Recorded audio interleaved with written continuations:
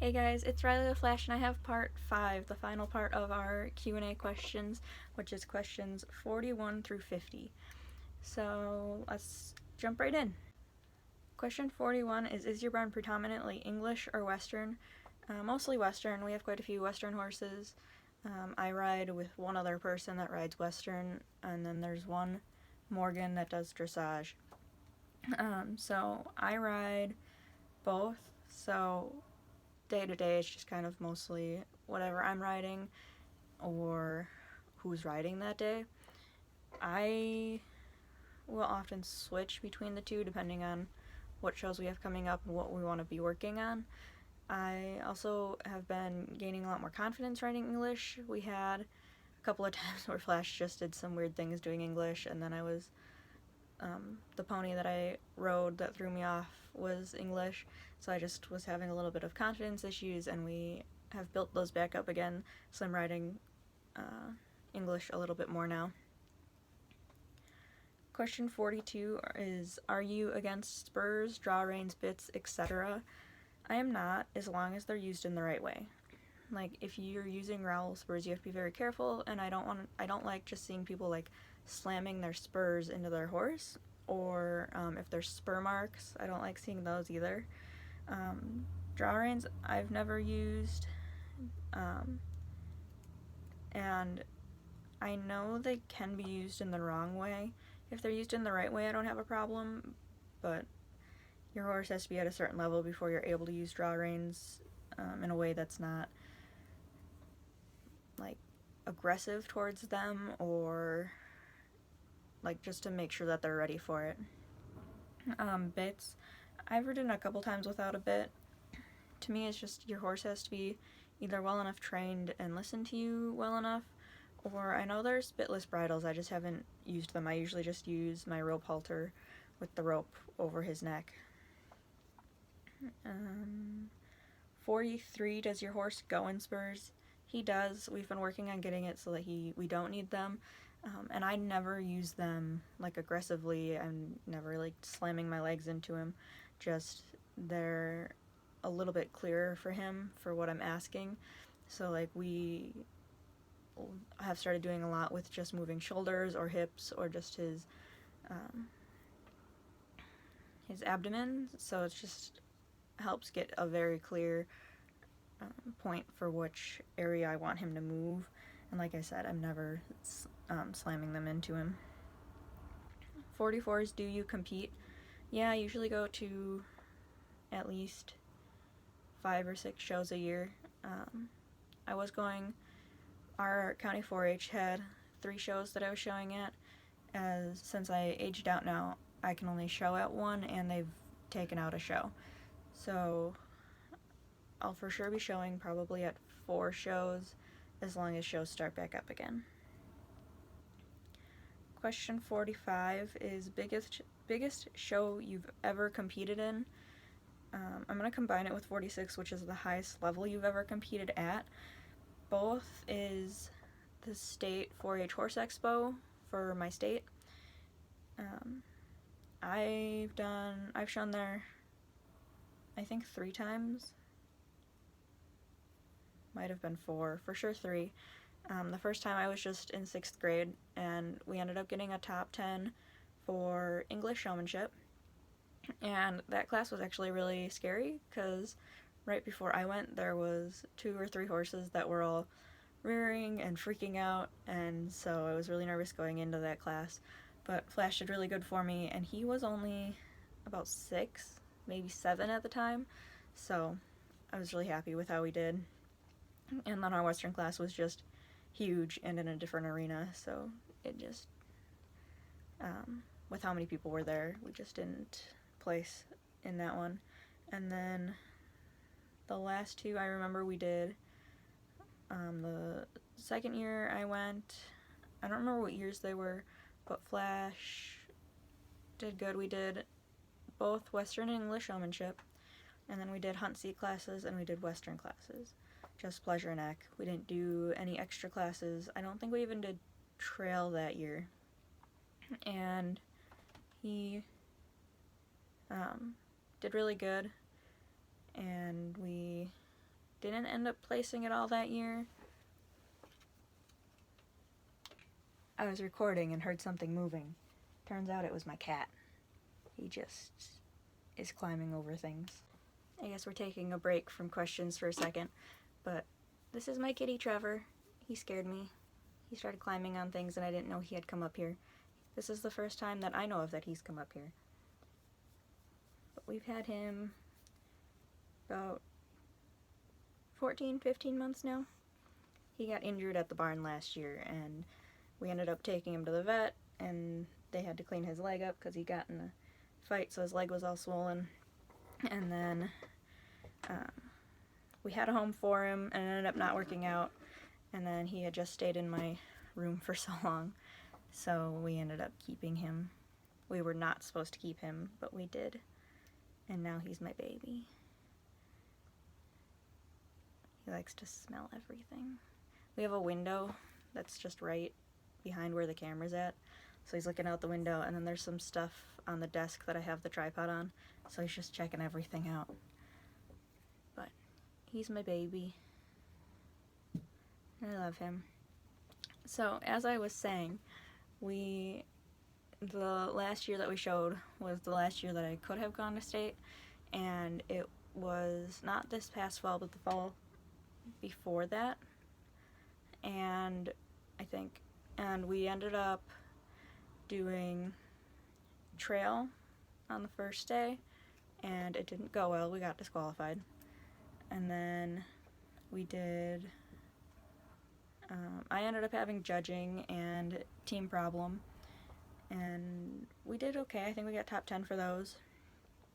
And then for that day, I also had Western riding that night, and they had, since judging ran late, they had actually asked that anybody who had judging reasons get their horses ready and get to the ring to go first for Western riding. So they just kind of didn't really care what grade or age division you were in. So I still ended up going last. I think there was like 2 horses behind me, if even that. And I thought we had a really great pattern. I was really proud of how Flash did.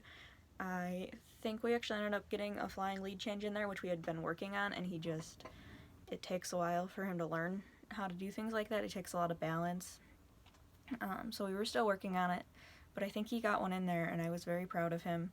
And he cantered over the pole, which was one of the first times that he was able to canter over a pole. So I was really proud of him. The next day we had both of our showmanship classes, and we didn't place in those. To me, I thought he did really good. I was really proud of him. And then the next day we had all of our Western classes. I didn't show him in Hunter Under Saddle at all that year, just because we were having a lot of issues that year with him rearing for English, and I didn't want to bother dealing with that at the state level. Even though I know that if we could have gotten over his rearing, he probably would have done really well. He moves faster since he's a walker, so it's harder for him to go slower without breaking into a gait, and he doesn't keep his head down. For like Western pleasure, they like heads down really low, and he doesn't do the best with that. So I know he would have done probably better in English, but by the time we got to our Western classes on Sunday, I think it was, he was tired and sore anyways, so I think adding English classes in there would have just been a little too much for him. The second time we had showed at state, during our English showmanship class, can you stop? Flash had thrown his head and actually had hit me in the face, and so the ring steward actually had to walk me out along the rail down back to out of the arena, and my mom had been on the far end over by the Western classes because I had an arena split that year where Western was on one side, English was on the other side, and so she was on the side that the Western horses were on instead of walking around to the English side, and so she hadn't actually seen what had happened, so she saw that I was holding my face and being walked out, and had met me out there, and we sat down for a little while, and I was fine the rest of the day. We got Flash home. I I guess I didn't ride that year, because I don't remember, like, staying long enough to ride. I think we just went for showmanship and then went home. But we got him home, and it was, like, later in the day, and my nose started bleeding, which I never get nosebleeds, so we were a little concerned and had to wait it out. And I think we ended up eventually going to the doctor just to make sure there wasn't something bigger that was wrong, to make sure that, like, my nose wasn't broken, because it had started bleeding, like, a couple of times, so we were just making sure everything was okay. We are on to question 47. If you could train with anyone, dead or alive, who would it be? I don't actually know. I don't keep up with trainers too much. I really like Dan James.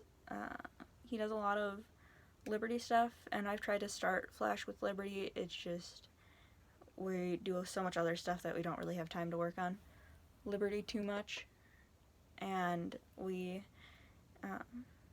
never get very far. Who else would I like to work with?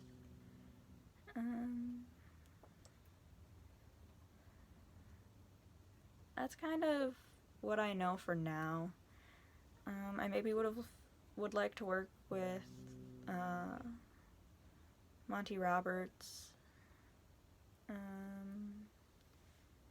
or other YouTubers. That would be fun to maybe down the line sometime, once I'm actually training, to work with, would maybe be like Sam Van Fleet or Camille Mustangs.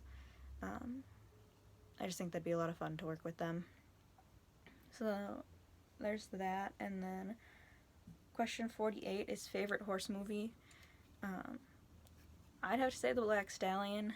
I think they could have done a better job on it compared to the book, but it was really good. I really liked it. I like the story of The Black Stallion as a whole. Another one I really liked was Dreamer. That one was really good. Do I have that book right here? I do. This movie. I haven't read the book yet, but I've watched the movie quite a few times, and I just absolutely love it. That's a good one. 49 is least favorite pro equestrian. I don't really know. Like I said, I don't keep up too much on trainers. I don't watch a ton of showing. I'll watch some, but it's mainly just like YouTubers. Sometimes I'll watch competitions, but not much. Question 50 is barefoot or shod. I think it has a lot to do with your horse, how strong their feet are, what you're using them for, all that kind of stuff. So like we've had Flash shod before, and like now he's barefoot. So if we do like a lot of trail riding and we know we're gonna be going on like rocky terrain, we'll get shoes put on him. But we haven't done trail riding for a long while, and his feet don't seem bad with being barefoot, so we're fine with just leaving him barefoot. And I think that's all we've got for you guys today. My cat is sitting at the window, like, freaking out. If you heard him growling, it's because the mail truck pulled up and the mail carrier was getting out, and he didn't like that the mail carrier was getting out. So he was growling at the mail carrier. Alright, that's all I've got for you guys today. I have another website for other things tomorrow, so make sure you check back for another video tomorrow, and I'll see you guys then. Thanks for watching. Make sure you hit the subscribe button if you aren't subscribed already. Hit like, it'll help get the video spread around, and yeah, comment any questions or what you want to see us working on. Can you say bye? And we will see you tomorrow. Say bye. Thanks for watching, everyone.